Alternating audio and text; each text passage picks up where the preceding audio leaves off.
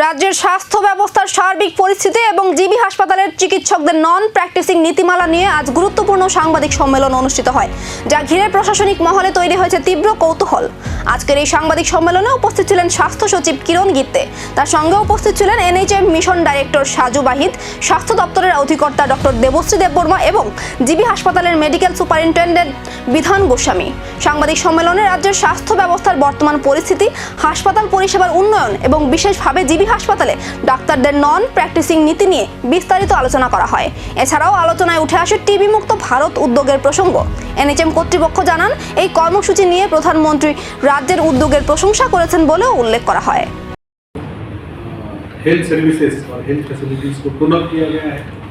माननीय मुख्यमंत्री महोदय ने इसके ऊपर पिछले 4 साल से काफ़ी जोर दिया है, काफ़ी प्रायोरिटीज दिए, चाहे नीति आयोग हो, चाहे फाइनेंस मिनिस्ट्री हो, चाहे भारत सरकार के साथ कोई भी हमारा फोरम हो, उसमें हमने हेल्थ सेक्टर को काफ़ी प्रायोरिटी दी है। और उसके चलते आपने देखा होगा कि राज्य में हमारा IMR हो, वो करीब 2022 में 17 था, अभी हमारा 2026 में 12 तक कम हो गया है।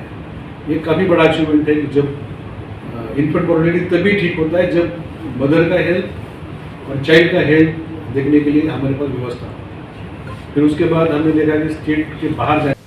স্বাস্থ্য ব্যবস্থায় কি নতুন পরিবর্তনের ইঙ্গিত মিলল আর নন প্র্যাকটিসিং নীতিতে কি সিদ্ধান্ত আসতে চলেছে তা নিয়েই এখন বাড়ছে জল্পনা।